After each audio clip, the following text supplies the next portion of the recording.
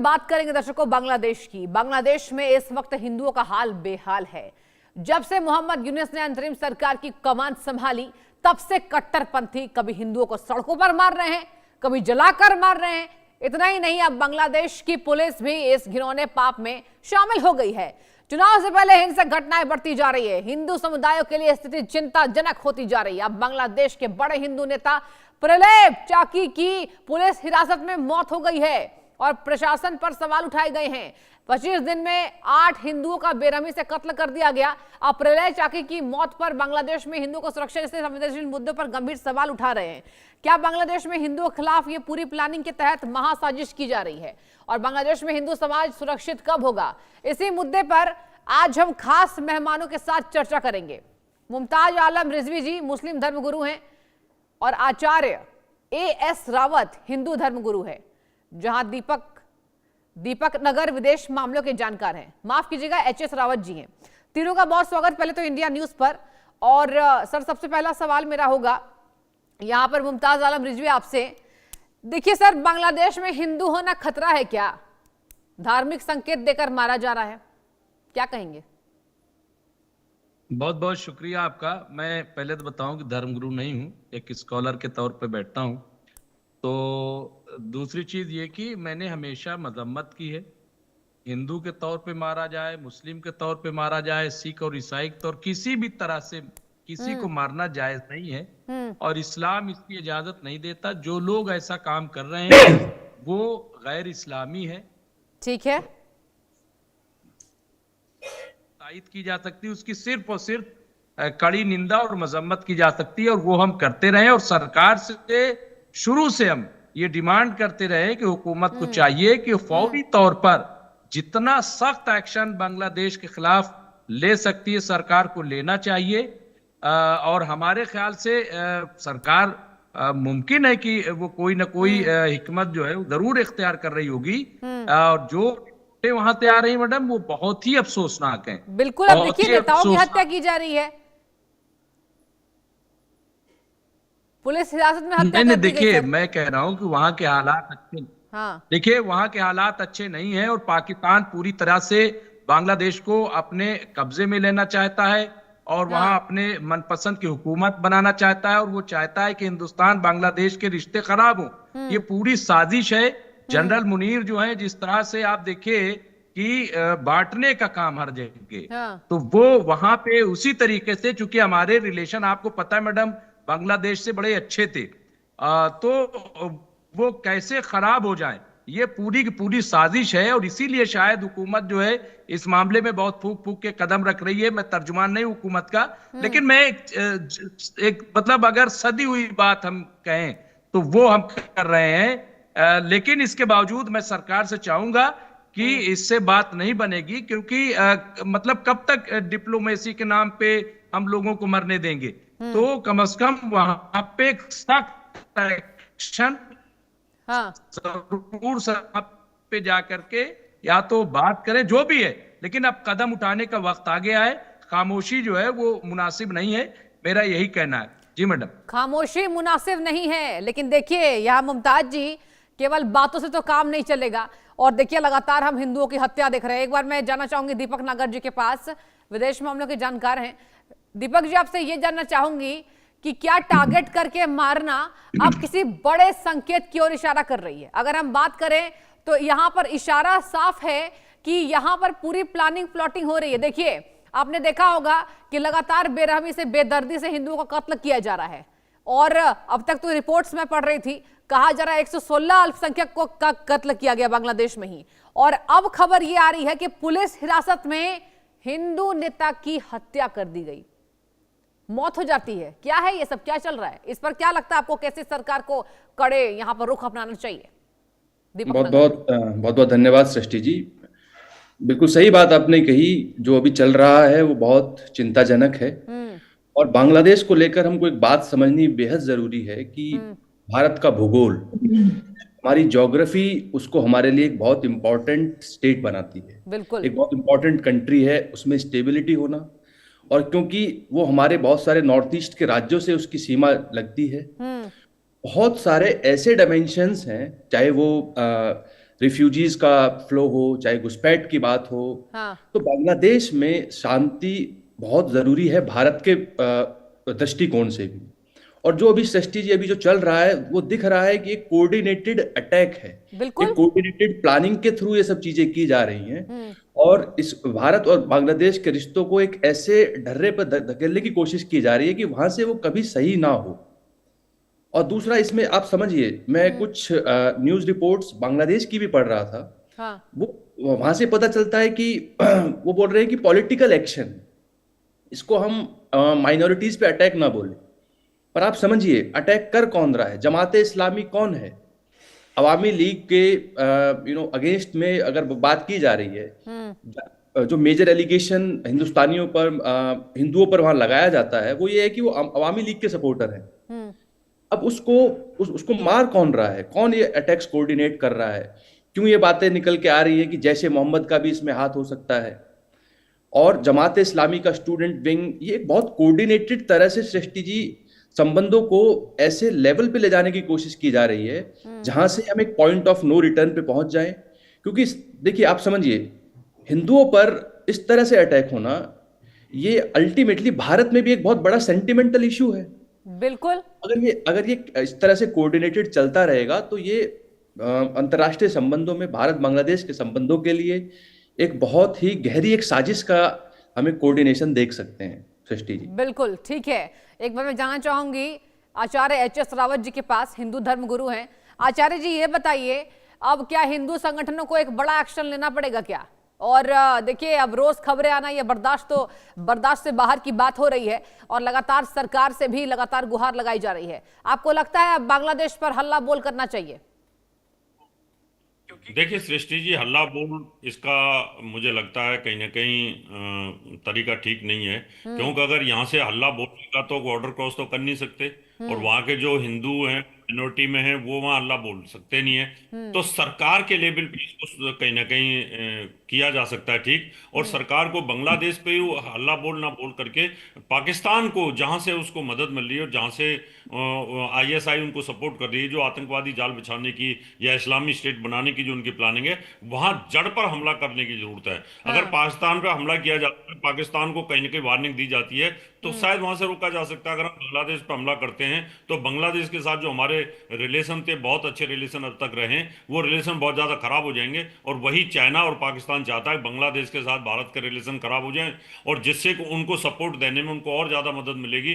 तो भारत तीन तरफ से घेरा जा सकता है, ये उनकी प्लानिंग हो सकती है। तो हमें बहुत सूझबूझ के साथ विदेश नीति के तहत काम करना होगा। अगर हमें गुस्सा बहुत ज्यादा, आज हम चाहते हैं कि हम जाकर के वहाँ कार्रवाई करें, हिंदुओं को बहुत ज़्यादा गुस्सा है इस समय, लेकिन कर क्या सकते हैं, क्योंकि वो दूसरे देश का मामला आता है। हाँ। और अगर यहाँ पर हम आपसी भाईचारे को खराब करते हैं, जैसे कि रिजवी साहब ने बहुत अच्छी बातें कही, अगर हम आपसी भाईचारे को खराब करते हैं तो वो तो चाहता ही है पाकिस्तान के हिंदू मुसलमान हिंदुस्तान के अंदर हो जाए, और यही हिंदू मुसलमान पाकिस्तान के अंदर चल रहा है और वही बांग्लादेश में हो जाए, तो हिंदुओं को डैमेज किया जा सकता है और इस्लामिक राष्ट्र बनाया जा सकता है। तो ये इनकी सोच है, उस सोच को नीति के हिसाब से काटना पड़ेगा। अगर हम इनकी नीति को काटने में कामयाब होते हैं तो बांग्लादेश में इस्लामिक राष्ट्र बनने से रोका जा सकता है, वहाँ चुनाव हों, और दूसरी सरकारें जो डेमोक्रेटिक सरकारें वो अगर आती हैं तो बहुत अच्छा वहां पर हो सकता है और हिंदुओं को बचाया जा सकता है। सृष्टि जी ठीक है, एक बार मैं मुमताज जी के पास लौटना चाहूंगी। मुमताज जी, ये बताइए कि देखिए, अभी रावत साहब ने एक बात कही कि यहाँ बांग्लादेश से हम रिश्ते नहीं खराब कर सकते हैं, लेकिन बांग्लादेश में हिंदू हत्याएं हो रही है ना। यहाँ पाकिस्तान में तो जो होता है वो तो सर्वविदित है, लेकिन ये जो हत्याएं हैं ये बांग्लादेश में बढ़ रहा है। तो क्या आपको लगता है, रिजवी जी, आप मुस्लिम स्कॉलर हैं, मैं आशा करती हूँ आप बेहतर इसका जवाब देंगे, यूनुस के खिलाफ अब आपको लगता है कि भारत की एक अलग रणनीति होनी चाहिए, और भाईचारे पर क्या कहना है आपका? नहीं, बिल्कुल। देखिए सृष्टि जी, आपकी जो फिक्र है, हम सब की वही फिक्र है, और तीनों पैनलिस्ट ने तकरीबन यही बात कही है, क्योंकि इस पे कोई राजनीति नहीं होनी चाहिए, बल्कि इस पे सही कड़े कदम कैसे उठाने चाहिए वो उठाना चाहिए। और बिल्कुल मैं एच.एस. रावत साहब से सहमत हूं कि बांग्लादेश में जो कुछ हो रहा है इस वक्त, उसके लिए सीधे सीधे पाकिस्तान जिम्मेदार है। और पाकिस्तान को कम से कम खबरदार करना चाहिए, पाकिस्तान को ये कहना चाहिए कि बांग्लादेश में जो खेल खेल रहे हो ये बंद करके, वरना इसके नतीजे अच्छे नहीं होंगे। भी ये समझना चाहिए कि हमारे दुश्मनी मोल लेना, हिंदुस्तान से अपने आप को काटना, ये उनके लिए नुकसानदेह है। पाकिस्तान जो है वो भला नहीं करेगा, पाकिस्तान तो कब्जा कर लेगा, जी लेकिन हिंदुस्तान जो है तो कम से कम हिंदुस्तान का जो मोराल है, और वहां पे हिंदू कम्युनिटी जो है जिस तरह से वहां माइनॉरिटी में है, तो वो यूनुस सरकार को तो ये कहाँ प्रॉब्लम आ रही है? अगर यूनुस सरकार बेबसी महसूस कर रही है तो कम से कम वो बताए कि भाई हम बेबस है, हमसे कुछ हो, तो वो जाहिर करे। यूनुस सरकार को भी चाहिए बेबस ना तो कि नहीं वो है मुमताज बताए जी, कि बेबस तो कौन बिल्कुल पीछे। नहीं है। यूनुस की बात करें, जब से उन्होंने यहां पर सत्ता में काबिज वो हुए हैं, यही देखा जा रहा है कि टारगेटेड हत्याएं हो रही है। लेकिन देखिए, इसमें मैं शेख हसीना की अगर मैं बात करूं, आपको याद होगा शेख हसीना के समय पर यह कहा जाता था कि कुछ सुरक्षा तो होती थी, अभी तो बिल्कुल खत्म हो गया है।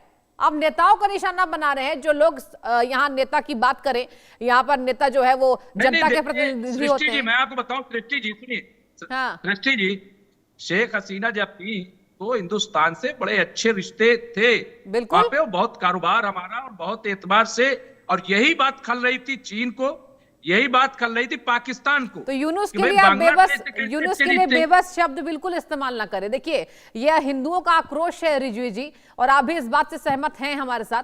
आप लगातार ये बात भी कह रहे हैं, आवाज उठानी चाहिए। तो यूनुस को आप बेबस ना कहें, ये कहें कि यूनुस ने जो किया है वो अरे बिल्कुल मैं क्या प्लानिंग कह रहा हूं प्लॉटिंग। कि अगर पाकिस्तान उनको कब्जे में लिए हुए है, हाँ। पाकिस्तान नहीं तो भाई हम कह रहे हैं कि कुछ जो भी है, हाँ। लेकिन ये रुकना चाहिए, हम तो ये कह रहे हैं। ठीक है, बिल्कुल। हम उन्हें जो है मजलूम नहीं कह रहे हैं, आप बेबसी में और मजलूमियत में फर्क कीजिए। हाँ हम उन्हें मजलूम नहीं कह रहे हैं, हम उन्हें कह रहे हैं कि गुलामी में आ गए पाकिस्तान के। हाँ, ये कहिए आप, और ये मैं कहिए उनको कि बताना गुलामी चाहता हूं में कि हैं। हिंदुस्तान पे बिल्कुल सही, दुश्मनी उनके लिए महंगी पड़ेगी। ये शब्द आपको, आपका चयन भी बढ़िया है। आपने कहा गुलामी में, बिल्कुल सही बात है। ठीक है, एक बार मैं दीपक नागर जी के पास जाना चाहूंगी, विदेश मामलों के जानकार है, अच्छे से बताएंगे। ये बताइए दीपक जी, बातों से कुछ होगा क्या? अब बातों से कुछ होगा? और जब जब किसी देश में किसी समुदाय को, किसी धर्म के विशेष के लोगों को जब टारगेट किया जा रहा है, और इससे अस्थिरता तो भारत में है ना, और भारत तो इसका जवाब देगा, तो क्या लगता है आने वाले सिनेरियो की हम बात करें, क्या देख रहे हैं आप? सृष्टि जी, देखिए, ये कोई छोटा मुद्दा नहीं है। बिल्कुल। हिंदुओं पर इस तरह से कोऑर्डिनेटेड अटैक्स होना, और भारत में लोगों के सेंटिमेंट्स ऑब्वियसली इस बात से बहुत हर्ट होते हैं। बिल्कुल। और ग्रेजुअली होता है कि फॉरेन पॉलिसी इंडिपेंडेंट काम करती हो, लेकिन जब इतनी बड़ी मात्रा में लोगों के सेंटिमेंट हर्ट होते हैं तो ऑब्वियसली उसका फर्क पड़ता है। बिल्कुल। अब बात करते हैं कि आगे हम इसको कैसे देख सकते हैं। हमारी सृष्टि जी बहुत पहले से ही पॉलिसी नेबरहुड को लेके बहुत कोऑपरेटिव रही है, गुजराल साहब के समय से लेके। और आप देखिए, प्राइम मिनिस्टर नरेंद्र मोदी के अंडर भी नेबरहुड फर्स्ट पॉलिसी में हमने अपने नेबर देशों से अच्छे संबंध रखने में कोई गुंजाइश नहीं छोड़ी। साफ जी बात। लेकिन हमको ये समझना पड़ेगा कि जब बात बांग्लादेश की है तो हमारा नॉर्थ ईस्ट एक अहम हिस्सा है जहां हम घुसपैठ देख सकते हैं, जो कि बहुत कोऑर्डिनेटेड तरह से कराया जा सकता है। तो हमको दो तरफा एक अपनी डिप्लोमेसी को इस्तेमाल करना पड़ेगा, अपना बॉर्डर हमको सिक्योर करके, अपनी फेंसिंग को मजबूत बनाकर कि घुसपैठ ना हो। वहीं दूसरी तरफ हमको एक डिप्लोमेटिक लेवल पे, चाहे वो इकोनॉमिक सैंक्शंस हो, चाहे हमको यूनुस को इकोनॉमिकली प्रेशर करना हो, डिप्लोमेटिकली प्रेशर करना हो, हमको इंश्योर करना होगा कि भाई आप हिंदुओं पर इस तरह के अटैक को रोकिए। तभी हम इस बात की गुंजाइश कर सकते हैं कि आगे हम दोनों के संबंध सुधरे। तो ये दो तीन तरफा हमको अपनी डिप्लोमेसी को यहाँ इस्तेमाल करना होगा। और हमने देखा है बड़े देश, हम सीख सकते हैं। बड़ी बात क्या बताएंगे आप नागर जी? बड़ी बात आप क्या कहना चाहेंगे? आपने कहा कि डिप्लोमेसी पर हमें बात रखनी चाहिए, कौन सी वो दो बड़ी बातें रखनी चाहिए, बताइए। देखिए सृष्टि जी, सबसे प्राइम मुद्दा है क्योंकि हमने बहुत ज्यादा वहां इन्वेस्टमेंट किया है। हाँ। और जब हमने बहुत, चाहे बिजली का वो शेयरिंग हो, बहुत सारा इंफ्रास्ट्रक्चर का शेयरिंग हो, कपड़ों का दोनों देशों में आयात निर्यात हो, आप हमको एक क्लियरली आप समझिए, जैसे ट्रेड को एज अ टूल हम यूज कर सकते हैं। हाँ। हमने देखा है ट्रंप ने किस तरह से टैरिफ्स को यूज किया है अपनी बात मनवाने के लिए। हमारे पास भी बहुत सारे ऑप्शंस हैं कि हम किस तरह से डिप्लोमेटिकली ट्रेड के थ्रू बांग्लादेश को प्रेशर करें। ठीक है, ठीक है। एक बार मैं लौटना चाहूंगी एच.एस. रावत जी के पास। रावत जी ये बताइए कि चुप रहना भी एक बड़ा अधर्म माना जाता है क्या?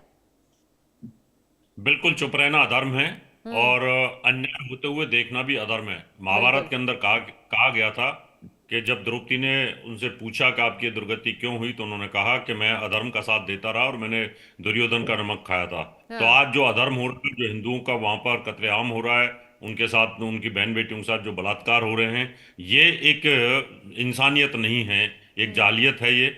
और इस्लाम इस तरह की बातें नहीं सिखाता, कट्टरता नहीं सिखाता है। तो मुझे लगता है कि इन सब चीज़ों से उनको बाहर निकलना चाहिए, भाईचारे की बात करनी चाहिए। अगर ये स्थिति और ज़्यादा विस्फोटक रूप लेती है तो मुझे लगभग बांग्लादेश को बहुत बड़ा नुकसान झेलना पड़ेगा, क्योंकि बांग्लादेश कहीं पर भी ना टिकता है और ना ही पाकिस्तान टिकता है। अगर ये दोनों मिलकर भी अगर हिंदुस्तान से युद्ध लड़ते हैं तब भी इनका खात्मा हो जाएगा। तो मुझे लगता है कि इनको इस बात को बाहर आना चाहिए, इस इस्लामीकरण की जो इनकी सोच है उससे बाहर निकलना चाहिए, भाईचारे की बात रखनी चाहिए। क्योंकि हिंदुस्तान के तीनों तरफ से वो घिरा हुआ है। जाहिर हिंदुस्तान सी चाहे बात तो है। तब उसे दबा सकता है, इसमें कोई दो राय नहीं है। लेकिन हम नहीं चाहते कि हमारे पड़ोसियों के साथ में हमारे संबंध खराब हों। ये भारत की नीति शुरू से रही है। लेकिन अगर उस नीति का ये दुरुपयोग करेंगे, उसका मिसयूज करने की कोशिश करेंगे, या जो वहाँ के कट्टरपंथी हैं अगर ये सोच रहे हैं कि हम हिंदुओं को यहाँ से भगा देंगे या उनका धर्म परिवर्तन करा देंगे, तो ये आज के समय में संभव नहीं है। ठीक है। क्योंकि हिंदुओं की रक्षा करने का अधिकार भारत को है। अगर पूरे विश्व में कहीं पर भी अगर इस प्रकार की तकलीफ हिंदुओं के साथ होती है तो भारत एक विशाल देश है, बड़ा देश है, न्यूक्लियर पावर वाला देश है, डेवलप कंट्रीज होने वाला है। तो ऐसी सिचुएशन में आप इन अत्याचारों को नहीं सह सकते जो अत्याचार वहां पे हो रहे हैं। लेकिन हमारे सामने समस्या सृष्टि ये है कि हम अगर कोई इसका बदला हिंदुस्तान में लेते हैं तो वो भी गलत है, क्योंकि हम हिंदुस्तान के हिंदू मुसलमान के भाईचारे को खत्म करते हैं तो वहां पर और ज्यादा नुकसान होगा। इसलिए हिंदू और मुसलमानों को मिलकर के बांग्लादेश का खात्मा करने की जरूरत है। इस बहुत तरह अच्छा की जवाब जो दिया आपने रावत जी, ये बहुत अच्छी बात कही। और आपके ही जवाब से एक सवाल लेना चाहूंगी मैं मुमताज जी से। मुमताज जी देखिए, आपने रावत जी को सुना, उन्होंने कहा कि भारत में भाईचारा खत्म नहीं होना चाहिए और पाकिस्तान यही चाह रहा है। आपसे मैं 2 सवालों पर जवाब लेना चाहूंगी मुमताज जी। ये बताइए, मुस्लिम स्कॉलर के तौर पर आज आप यहाँ जुड़े हुए हैं, अब क्या लगता है आपको, देश के यानी हिंदुस्तान के जो बड़े बड़े मुस्लिम धर्म गुरु हैं उन्हें कैसी बातें रखना चाहिए अंतर्राष्ट्रीय पटल पर, ताकि पाकिस्तान को यह संदेश जाए जो हिंदुस्तान के मुसलमान हैं वो अपने देश के लिए वफादार हैं और देश के लिए वो आवाज उठा रहे हैं? बताइए। देखिए, बिल्कुल सृष्टि जी, जो बात रावत साहब ने कही है, हाँ। और मैं समझता हूं कि इसी तरह से हमें सोच करके, और रावत जी से मैं कहूंगा कि अगर कोई अच्छी हम लोग एक ज्वाइंट वो बना लें। ठीक है मुमताज जी, समय की कमी है, आप तीनों का बहुत बहुत शुक्रिया इस चर्चा में शामिल होने के लिए और तमाम जवाब देने के लिए। और चलिए बड़ी खबर का रुख करेंगे। श्री अकाल।